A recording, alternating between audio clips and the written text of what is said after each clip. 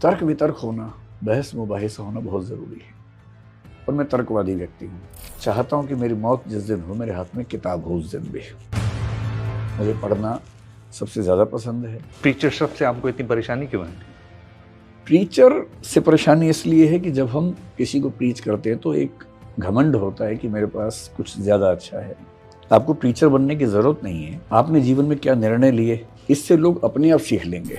जिन दिनों मैं सिलेक्ट हो चुका था और अभी ट्रेनिंग पे नहीं गया था सिविल सर्विसेज में, तो उधारें बहुत सारे सिर पे थी और मेरी इच्छा थी कि जब जाऊं ट्रेनिंग पे तो उधारें चुका के जाऊं। ये अहंकार कि मैं ही अगली पीढ़ी को सिखा सकता हूं, ये सबसे खराब किस्म का अहंकार है। एक चीज़ सिखाता हूं कि लोकतांत्रिक होना कितना ज़रूरी है, जिस अर्थ में आपने कहा। सोशल मीडिया की वजह से कितना एक तरीके से नुकसान होता है। आपकी मेरी पीढ़ी के दोस्त कहाँ बचे हैं? मेरे ख्याल से आपके भी स्कूल के दोस्त टच में नहीं होंगे, मेरे भी टच में नहीं है।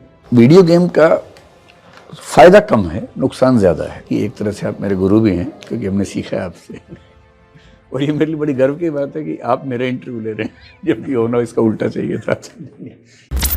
नमस्कार, मैं हूं दिबांग और मेरे साथ हैं विकास दिव्य कीर्ति जी, जो दृष्टि आईएएस के फाउंडर भी हैं। धन्यवाद। मैं ये जानना चाह रहा हूँ विकास जी कि कैसे आपको ये आइडिया आया कि भाई इस तरह का कुछ एक बनाएं जिसमें हम एक लोगों को ट्रेनिंग दें कि आप कैसे ज़िंदगी जिएं और आईएएस बनें। दरअसल तो ये एक मजबूरी से शुरू हुआ था। मजबूरी से? जी। जिन दिनों मैं सिलेक्ट हो चुका था और अभी ट्रेनिंग पे नहीं गया था सिविल सर्विसेज में, तो उधारें बहुत सारे सिर पे थी और मेरी इच्छा थी कि जब जाऊं ट्रेनिंग पे तो उधारें चुका के जाऊं। दूसरा, विवाह थोड़ा कम उम्र में हुआ था, प्रेम विवाह था और कुछ ऐसी मजबूरियां थीं कि जल्दी करना था। तो जिम्मेदारियां थीं, वित्तीय समस्याएं थीं। तो फिर ये समझ में आया कि क्यों ना पढ़ा लिया जाए ट्रेनिंग पे जाने से पहले। अच्छा। और जब ट्रेनिंग पे गया तो मैं सर्विस को एंजॉय नहीं कर पाया। मैं उस समय CSS नाम की एक सर्विस में था, पहली बार मैं सिलेक्ट हुआ था यूपीएससी में। तो जब नौकरी छोड़ी तो मन था कि DU में पढ़ाऊंगा, क्योंकि DU में मुझे अनुभव था पढ़ाने का पहले। लेकिन इस्तीफा स्वीकार होने में करीब 2 साल लगे और बेरोजगार था। तो फिर एक ही रास्ता था कि DU तो उसके बाद ही मिल सकती है। तो फिर मैंने सोचा कि पढ़ाता हूँ। जब पढ़ाने लगा तो इतना मजा आने लगा कि फिर मैं उसमें स्थायी रूप से पढ़ाने लगा। मूल रूप से इतना ही था। फिर पढ़ते हुए पढ़ाते हुए हम पढ़ते भी हैं, पढ़ाने के लिए और ज़्यादा पढ़ते हैं। जब पढ़ते हैं तो बहुत कुछ नया सीखते भी हैं। और मैं उन लोगों में नहीं हूँ जो पढ़ाई को केवल पाठ्यक्रम तक सीमित कर सके, वो जीवन उसमें आता ही है, झांकता भी है, झिलमिलाता भी है। तो धीरे धीरे ऐसा हुआ कि वो क्लासेस केवल पाठ्यक्रम की क्लासेस न होके, जैसे बच्चे कहने लगे कि वो जीवन की भी क्लासेस हो गई। मुझे नहीं पता कैसे हुआ, लेकिन वो स्वभाव का हिस्सा बनता गया। I hope I'm not a preacher. I don't look like a preacher, but maybe I have become one. पर प्रीचर शब्द से आपको इतनी परेशानी क्यों है? प्रीचर से परेशानी इसलिए है कि जब हम किसी को प्रीच करते हैं तो एक घमंड होता है कि मेरे पास कुछ ज्यादा अच्छा है और तुम, मतलब बाकी लोग, मुझसे निम्न कोटि के हैं, हीन हैं। मुझे ऐसा आत्मविश्वास कभी नहीं हुआ, ना कभी होगा। मैं सिर्फ इतना मानता हूँ कि एक टीचर को अपना जीवन दर्शन, जीवन दृष्टि बतानी चाहिए इस लोकतंत्र के साथ कि कोई उसको लेना चाहे तो ले, न लेना चाहे तो न ले। तो मैं अगर यूं कहूं कि आप प्रीचर बनना चाहेंगे अगर उसमें से घमंड हटा दें तो? मतलब मेरा मानना ये है कि जैसे मैं दार्शनिकों का बहुत दीवाना हूँ जी। एक दार्शनिक हैं जीन पॉल सार्त्र, अस्तित्ववाद के। हाँ। उनकी एक बात बड़ी गहरी है, बड़ी अच्छी बात है। हाँ। उन्होंने कहा कि आपको प्रीचर बनने की जरूरत नहीं है। आपने जीवन में क्या निर्णय लिए, इससे लोग अपने आप सीख लेंगे। इसलिए जब भी हम कुछ करते हैं जीवन में, उसके 2 पक्ष हैं। एक, उससे मेरी जिंदगी कैसे डिफाइन होगी। दूसरा, जब बाकी लोग उससे सीखना चाहेंगे तो उससे उनकी जिंदगी कैसे डिफाइन होगी। तो मैं इतना ही चाहता हूं कि मेरे फैसले, मेरे विचार समाज के सामने हों, समाज उस पर विचार करे, ठीक लगे तो लें, न लगे तो विरोध करें। और मैं एक बात का और मतलब समर्थक हूं, तर्क वितर्क होना, बहस मुबाहिसा होना बहुत जरूरी है और मैं तर्कवादी व्यक्ति हूं। मैं चाहता हूं कि दुनिया के हर प्रश्न पर बहस होनी चाहिए और मैं भी बहस का एक पक्ष हूं। मेरा उद्देश्य विवाद करना नहीं होता है, संवाद करना होता है, और संवाद में एक पक्ष के रूप में मैं रहना चाहता हूँ। प्रीचर होने में दिक्कत है कि हम सीखना बंद कर देते हैं, और मैं चाहता हूँ कि मेरी मौत जिस दिन हो मेरे हाथ में किताब हो उस दिन भी। मुझे पढ़ना सबसे ज़्यादा पसंद है, सीखना बहुत पसंद है, और किसी भी तर्क में जिस क्षण मुझे लगता है कि मुझसे बेहतर तर्क सामने वाले के पास है, मैं हारना पसंद करता हूँ और सीखना पसंद करता हूँ। जी, अब ये तो मेरा एक लंबी सी मुझे बात करनी है अब कि मेरा शो आपने पता नहीं कभी देखा कि नहीं, पर जब एनडीटीवी शुरू किया मैंने, तो मैंने एक शो करता था मुकाबला, जी, जिसमें लाइव ऑडियंस होती थी। हाँ, और उसमें मैं ये कहा करता था कि तर्क वितर्क जो है ये डेमोक्रेसी में बहुत पुरानी चीज़ है। ये वोट डालना और विजेता घोषित करना ये ग्रीक्स की देन है, और ये बाद की चीज़ है। और तर्क वितर्क की जो बात है उसकी जड़ें भारत में बहुत बुद्धिज़्म ट्रेडिशन से भी आती है, बहुत मजबूत रही। और इसमें मैं ये भी कहता था कि बहुत ज़रूरी है कि अपने विरोधी की बात को ध्यान से सुनें, क्योंकि अगर आपको अपनी बात मानने की 3 वजह हैं, विरोधी की बात को ध्यान से सुने तो हो सकता है आपकी वजह 5 हो जाए। हाँ। ये भी संभव है कि आपके पास कोई वजह न रहे और सिर्फ विरोधी की बात मानने के लिए आपके पास 2 वजह मिल जाएं। उस हालत में आप अपनी राय बदल लीजिए। जब तक ये राय बदलने वाली खिड़की आपकी जिंदगी में खुली है, आप जीवित हैं। एकदम ठीक बात। हाँ, ये मैं मुझे अभी भी लोग मिलते हैं, कहते हैं सर हम वहाँ पर आए थे, आपने ये बात कही थी। अच्छा, बहुत जिन दिनों आप एनडीटीवी में प्रोग्राम्स करते थे तब मैं यूपीएससी का एग्जाम दे रहा था, तो आपसे मेरा रिश्ता वो वाला भी है कि एक तरह से आप मेरे गुरु भी हैं, क्योंकि हमने सीखा है आपसे। और ये मेरे लिए बड़ी गर्व की बात है कि आप मेरा इंटरव्यू ले रहे हैं, जबकि होना इसका उल्टा चाहिए था। ये मेरे लिए बहुत खुशी की बात है कि मैं आपका इंटरव्यू ले रहा हूँ। पर ये जो जब आप सिखाते हैं, जब आप लोगों को बताते हैं, तो कोई ऐसी कॉमन चीज़ें हैं जो आपको लगता है कि ये एक आम जो छात्र आपके पास आता है उस आयु वर्ग में ये इनको ज़रूर बताना चाहिए? कुछ ऐसी सेट चीज़ें हैं? सेट तो नहीं, लेकिन एक चीज सिखाता हूँ कि लोकतांत्रिक होना कितना जरूरी है, जिस अर्थ में आपने कहा। भारतीय परंपरा में सबसे अच्छी बात जो मुझे लगती है वो ये कि हमारे डाइवर्सिटी का सम्मान बहुत ज्यादा है। इतने दर्शन, इतने धर्म किसी दूसरे देश में एक साथ आपको नहीं मिलेंगे। महात्मा गांधी जो बात कहते थे उस बात को पश्चिम की दार्शनिक जेएस मिल ने बड़े अच्छे शब्दों में कहा, जो बात आपने भी कही अभी। अगर समाज में 100 में से 99 लोगों की राय एक है और केवल एक की दूसरी राय है, तो भी उसकी बात को सुनना चाहिए, और उसकी 2 वजह बताई। एक तो नैतिक वजह है कि जितना इंसान मैं हूं उतना इंसान वो भी है, जितना मैं सोच पाता हूं उतना वो भी सोच पाता है, तो he has all rights to say but he और शी वांट्स टू से। दूसरा, मौलिक विचार पहली बार एक ही व्यक्ति को आता है, और जो समाज मौलिक विचारों को क्रश कर देगा वो कभी आगे नहीं बढ़ पाएगा, और जो मौलिकताओं का सम्मान करेगा उसी को नए आइडियाज मिलेंगे, आगे बढ़ेगा। और इसलिए बहुत ज़रूरी है कि हम लोकतांत्रिक हों, विरोधी बातों को सुने। तो मैं अपने जीवन में भी कोशिश करता हूँ और बच्चों से भी कहता हूँ। दूसरा, उनको ये सिखाता हूँ कि ज़िंदगी एक रंगमंच है, बहुत अटैच्ड होकर हर चीज़ के साथ नहीं चलना चाहिए, थोड़ा सा डिटैचमेंट के साथ, उत्साह भी, लेकिन मतलब चांद को जीतने का साहस भी, और सब कुछ खत्म हो जाए तो भी जी सकता हूँ, ये भरोसा भी साथ लेके चलना बेहतर है। इसमें जो बहुत एक इंटरेस्टिंग बात ये हुई कि माँ बाप आते थे तो उन्होंने कहा कि आप ऐसे बोलो कि फिर हम अपना बच्चा मेरे कुछ कहे तो मेरे पास वजह ना हो तो क्या मैं बच्चे की बात मान लूँ, तो उसकी नज़र में तो मैं छोटा हो जाऊंगा। मैंने कहा हाँ, आप इस नज़रिए से भी देख सकते हैं। और ना बड़ा एक संवाद जैसा होता था, क्योंकि 200-250 लोग आते थे शो के लिए। तो मैंने कहा पर आप इस तरह से सोच के देखिए कि उस बच्चे की नज़र में जिसको आपने चलना सिखाया, जो आपकी उंगली पकड़ के चलता था, कितनी बड़ी एक जीत होगी कि आज उसने कुछ ऐसी बात कही जो मेरे पिताजी ने मान ली। न केवल वो बड़ा होता है पर आप भी कितने बड़े हो जाते हैं। तो लोग कहते थे हाँ, इस तरीके से हमने नहीं सोचा। तो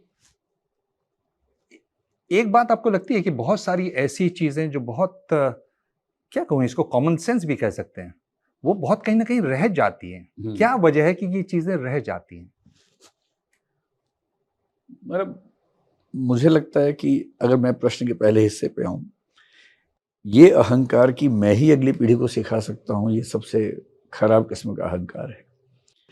जिसको बोलते हैं कि जो बाप होता है वो बाप ही होता है, ये बापत्व तो बड़ी गहरी समस्या है।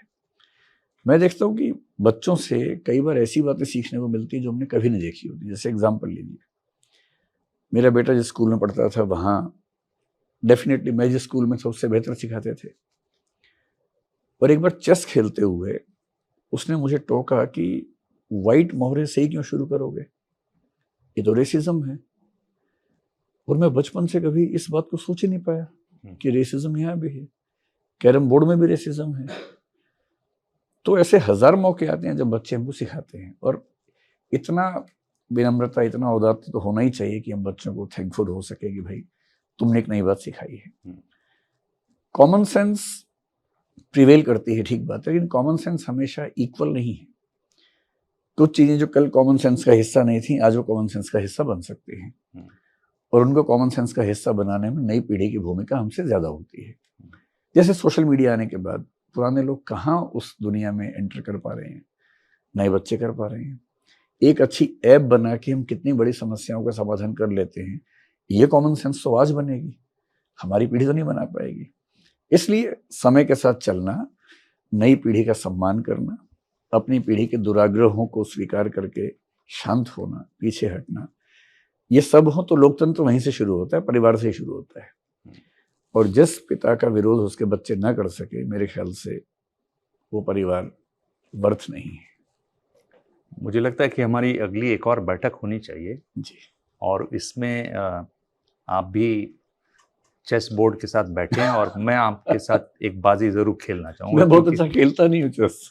अच्छा, मैं ठीक ठाक खेल लेता हूँ, पर जी मैं तो अच्छा नहीं खेलता हूँ। हाँ, पर एक मतलब चेस, मुझे लगता है कि चेस के बोर्ड के साथ साथ एक बातचीत होनी चाहिए। हाँ। क्योंकि मुझे लगता है कि चेस जो भारत में शतरंज, भारत में इसकी इजाद हुआ और मेरे ख्याल से ये और ज्यादा खेली जानी चाहिए। जी। ये एक ऐसा ये, पर ये बहुत सारी चीजें आपने एक साथ खोल दी हैं, मुझे समझ में नहीं आ रहा। जैसे आपने कहा कि सोशल मीडिया, या आज ये सब सवाल करते हैं कि सोशल मीडिया की वजह से कितना एक तरीके से नुकसान होता है। मतलब टेक्नोलॉजी कुछ नहीं कहती, पर जिस तरह से हम उसका इस्तेमाल करते हैं उसकी वजह से कैसे संवाद खत्म हो रहे हैं, कैसे शब्द खत्म होते जा रहे हैं, कैसे एक तरीके से जब हम गुफाओं में रहते थे और एक साइंस बना देते थे, कैसे इमोजी हमारे इतने इस्तेमाल हो रहे हैं, स्पेलिंग शब्दों की खत्म हो रही है। ये भी तो एक चीज़ है सोशल मीडिया की। इस पर आप बात करते हैं क्या युवाओं से? क्योंकि युवाओं में बहुत ज़्यादा प्रचलन है इसका। मेरा मानना है कि किसी भी परिवर्तन का मूल्यांकन कुल मिला के होना चाहिए कि उसके फायदे कितने हैं, नुकसान कितने हैं। सोशल मीडिया पे ये सब हो रहा है, ठीक बात है, लेकिन कुल मिला के फायदा ज्यादा है, नुकसान कम है। मैं अपने दोस्तों से सीधी बात कम कर पा रहा हूँ आजकल, लेकिन मैं उन दोस्तों को भी जन्मदिन की बधाई दे पा रहा हूँ जो 30 साल पहले गुम हो गए थे। क्योंकि फेसबुक पर वो मिल सकते हैं मुझे, व्हाट्सएप पे मिल सकते हैं। व्हाट्सएप पे मेरे क्लास का, स्कूल का, कॉलेज का ग्रुप बन जाता है, इसलिए मेरा कोई दोस्त छूट ही नहीं रहा। आपकी मेरी पीढ़ी के दोस्त कहाँ बचे हैं? मेरे ख्याल से आपके भी स्कूल के दोस्त टच में नहीं होंगे, मेरे भी टच में नहीं है। पर हमसे अगली पीढ़ी के बच्चों को जो सुख है वो ये कि उनके मरते समय तक उनके बचपन के दोस्त साथ रहने वाले हैं। कितना बड़ा वरदान है। ये ठीक है कि हम स्पेलिंग्स भूल रहे हैं, लेकिन टेक्नोलॉजी में स्पेलिंग सिखा भी तो रही है। स्पेल चेक फोन में लग गया है। मतलब मेरा मानना है कि स्किल्स सीखते रहना चाहिए, लेकिन समय बदलने के साथ स्किल्स नहीं आती हैं। हम वो पीढ़ी है जिनको स्पेलिंग्स याद हैं, पहाड़े याद हैं। हमारे बच्चों को स्पेलिंग्स कम याद है, पहाड़े कम याद है, पर उनकी तकनीक वो हेल्प कर देती है। पर उनको कोडिंग आती है जो हमें नहीं आती थी। हम केवल इसी पर क्यों फोकस करें कि हमें क्या आता था जो इनको नहीं आता। ऐसी ज्यादा चीजें हैं जो इनको आती हैं और हमें नहीं आती थी। तो टोटलिटी में देखेंगे तो सोशल मीडिया का वरदान है। जब कोई चीज नई नहीं आती है तो उसका नशा होता है, यूफोरिया होता है। कुछ समय लगता है उसको डाइजेस्ट करने में। एक बार डाइजेस्ट हो जाएगा तो फिर उसका सुख ज्यादा दिखेगा, तनाव कम दिखेगा।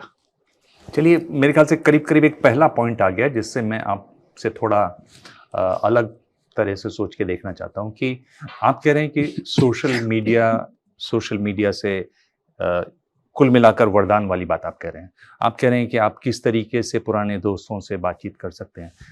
पर एक ये भी बात है और उस पर भी स्टडी हो चुकी है कि आप अपनी ज़िंदगी में उतने ही लोगों से संपर्क रख सकते हैं।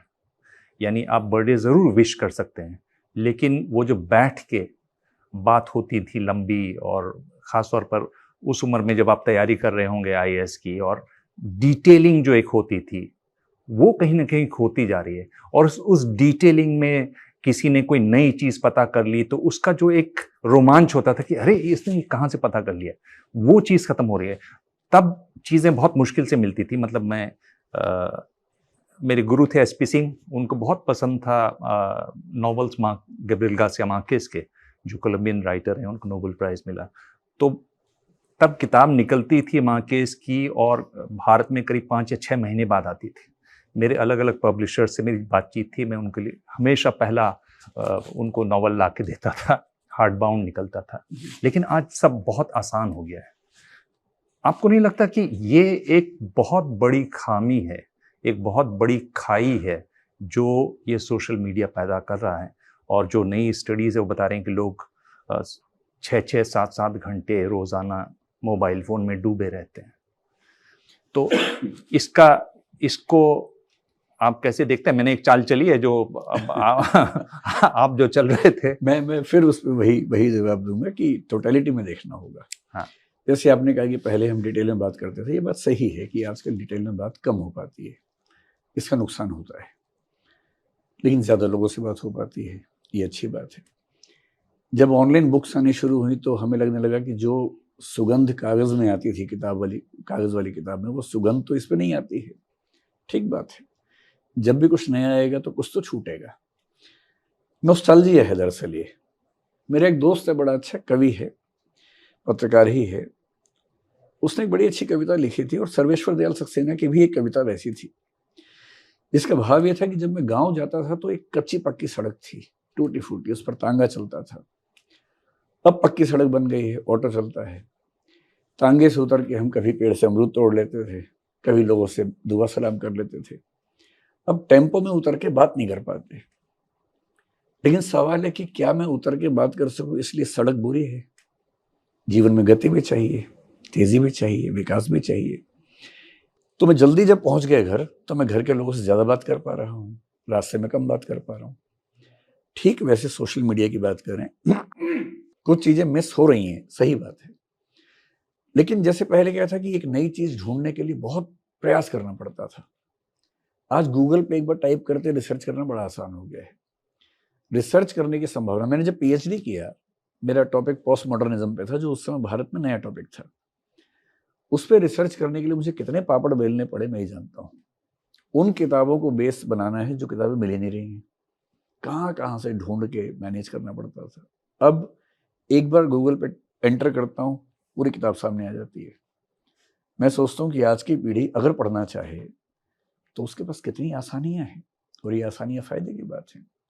और हर मुश्किल चीज अच्छी नहीं होती। पहले के जमाने में प्रेमी प्रेमिका का संवाद करना बड़ा मुश्किल होता था। आज कितने ब्रेकअप हो जाते हैं व्हाट्सएप पे, पता भी नहीं चलता है। लेकिन इसमें भी एक वरदान भी है, केवल अभिशाप नहीं है।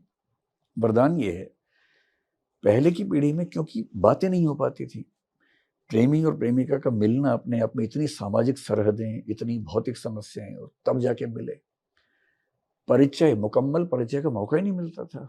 उसी में प्रेम, उसी में मोहब्बत, उसी में विवाह, उसी में फिर परिवार। आज कम से कम एक दूसरे को जानने समझने का पर्याप्त मौका मिलता है। और यदि गलत फ्रीक्वेंसी हो, गलती से मिल गए थे, तो अलग होने का भी चांस जिंदगी दे रही है। मतलब मेरा ख्याल है कुल मिला के वरदान ज्यादा है, शाप कम है। आप ये जो सोशल मीडिया की बात कर रहे हैं, टेक्नोलॉजी की बात कर रहे हैं, तो मैं थोड़ी सी इसमें मैं चालाकी नहीं कर रहा हूँ, मैं आपको यहाँ से ढकेलता हुआ ले जा रहा हूँ वीडियो गेम्स की तरफ। जी। कितना समय जाया होता है। यानी मेरे ख्याल से पिछले साल ही यूएन ने बीमारियों में इसकी सूची आ गई है। यानी अमेरिका में अगर आप चाहें तो इंश्योरेंस करवा सकते हैं, वीडियो गेम्स के अगेंस्ट इंश्योरेंस आप क्लेम कर सकते हैं।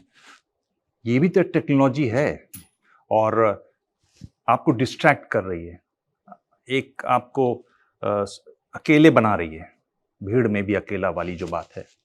ये सारी चीज़ें मुझे लगता है कि इस पर अभी फाइनल फैसला है वो अभी आना बाकी है। समय गेम अभी ड्रॉ की तरफ जा रही है ये। समय नहीं, मैं इस पे सहमत हूँ आपसे। वीडियो गेम को लेकर सच में दिक्कत है, और सोशल मीडिया के ओवर यूज को लेकर भी दिक्कत है। अगर आप दिन में आधा घंटा करते हैं, 1 घंटा रहते हैं, तो कोई दिक्कत वाली बात नहीं है, क्योंकि वो टाइम वैसे भी इतना तो मी टाइम होना ही चाहिए हर किसी के पास।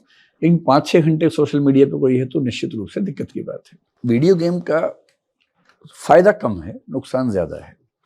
फायदा ये है कि बहुत सारी वीडियो गेम्स IQ को बूस्ट करती हैं, क्योंकि उसमें लगातार चैलेंजेस हैं, आपको लगातार उनसे बचना है।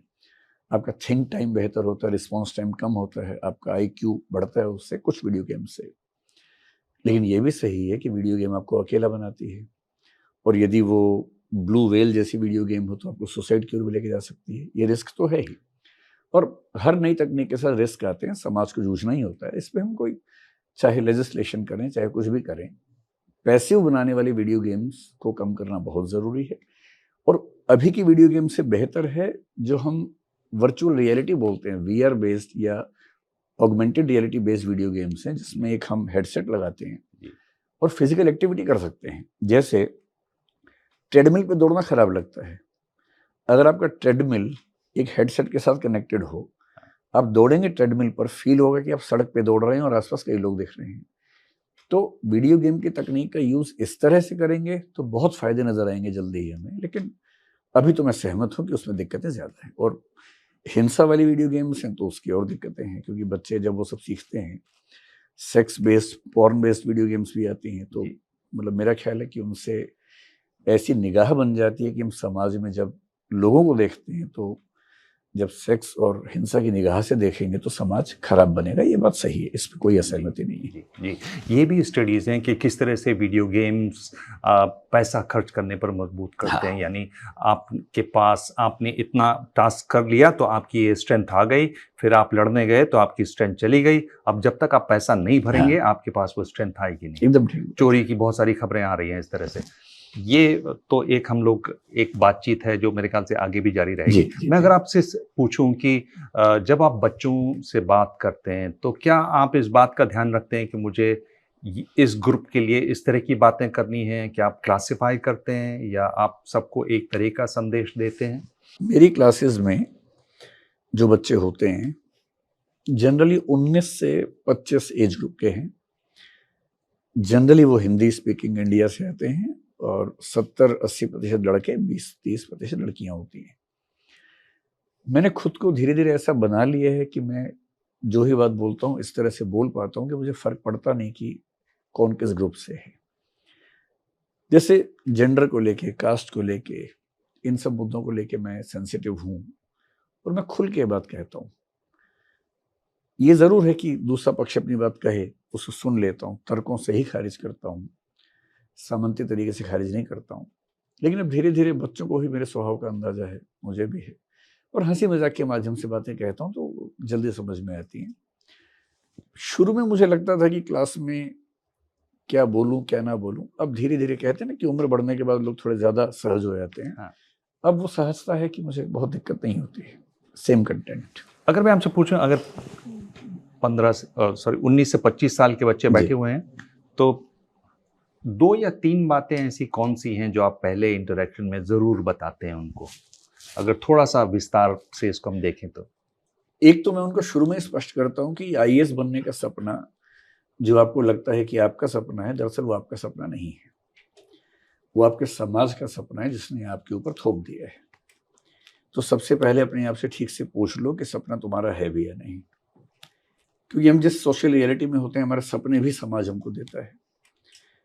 एक तो ये फैक्ट चेक करने के लिए बोलता हूँ। दूसरा, मैं चाहता हूं कि जो सोशल रियलिटीज हैं, जैसे जाति व्यवस्था है, सांप्रदायिकता है, वेश्यावृत्ति है, लिविंग इन है, मैरिटल रेप है, जो मुद्दे आते हैं सामने, मैं चाहता हूं कि उन सब मुद्दों पर देखने की एक ऐसी निगाह बने कि वो ये भूल के देखें कि वो किस बैकग्राउंड से हैं।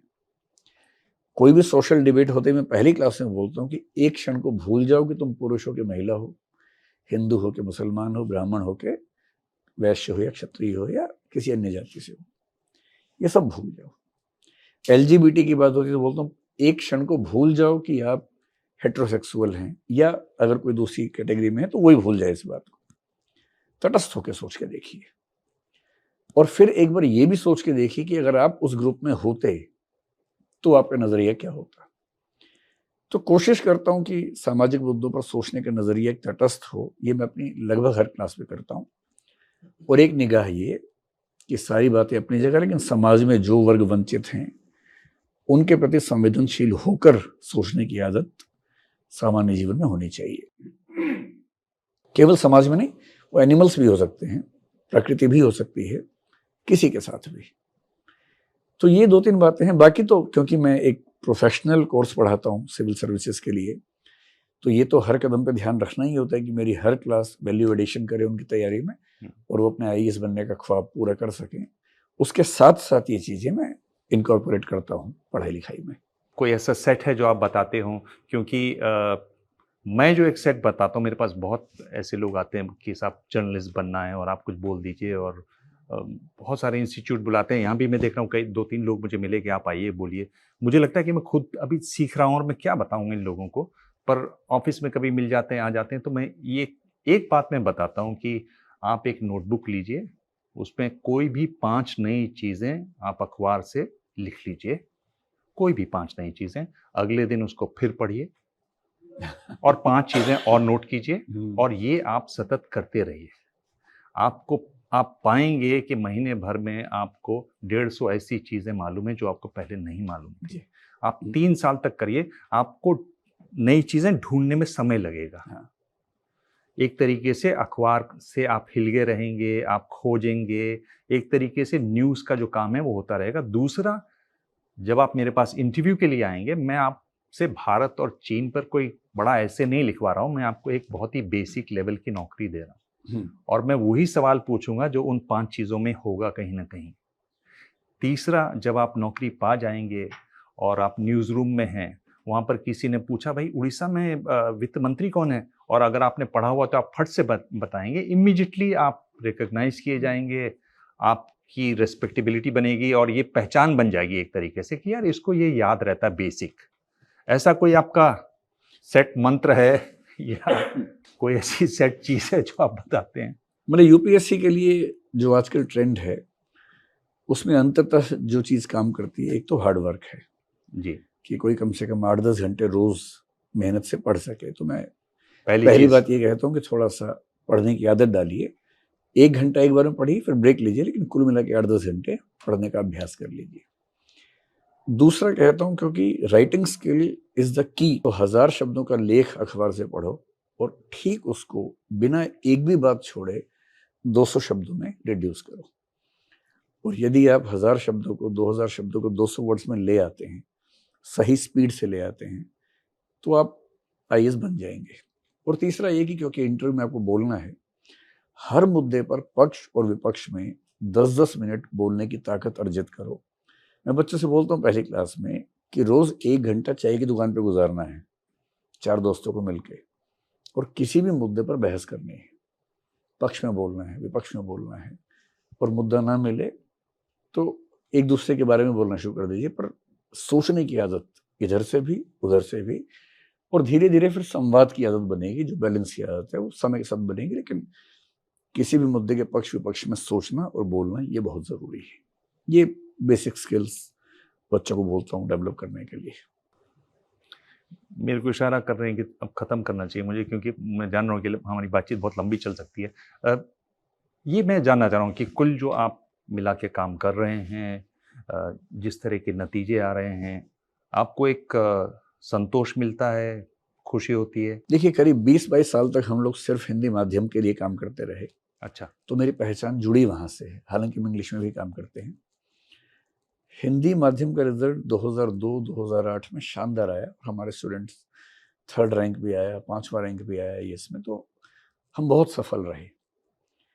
2011 के बाद से ट्रेंड्स चेंज हुए, एग्जाम के रिजल्ट्स बहुत खराब होने लगे। पिछले 2 साल से हमने एक नया प्रयास शुरू किया है जिसको हम मेंटरशिप कहते हैं। एक अस्मिता नाम से स्कीम है जिसमें हम करीब 50 बच्चों को सिलेक्ट करते हैं देश से, फिर उनको रहना खाना पढ़ना सब हम अपनी ओर से करवाते हैं उनके लिए। इस बार मुझे उम्मीद है कि रिजल्ट में एक क्रांतिकारी बदलाव दिखने वाला है। पिछली बार से लगभग डबल रिजल्ट, और सब ठीक रहा तो अगले साल इस साल से डबल रिजल्ट। अच्छा, तो मेरा ख्याल है कि अच्छे दिन आने वाले हैं। आपने बहुत कमजोर फ्रेज का सहारा लिया क्योंकि क्योंकि अच्छे दिन नहीं, उसको वहां ये से ना बदनाम हो जोड़ा गया जाए। ये।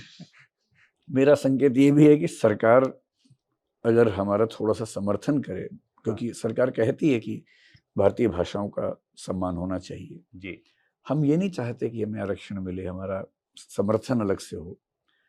हम सिर्फ ये चाहते हैं कि जिन बिंदुओं पर भेदभाव जैसी स्थिति बनती है, बेशक वो सुनियोजित न हो, अनियोजित ही तरीके से बन रही हो, बस थोड़ा सा उसको ध्यान दे, वो हटा दे, बाकी काम हम कर लेंगे। हिंदी माध्यम के बच्चों में ना प्रतिभा कम है, ना वो मेहनत कम करते हैं। स्ट्रक्चरल प्रॉब्लम्स हैं, बुक्स कम होती हैं, उसकी भरपाई हम करते हैं। लेकिन जो माइंडसेट है, चाहे वो यूपीएससी के मेंबर्स का हो, चाहे प्रोफेसर्स का हो, वहां जाके हमारे बूते से चीजें बाहर निकल जाती हैं।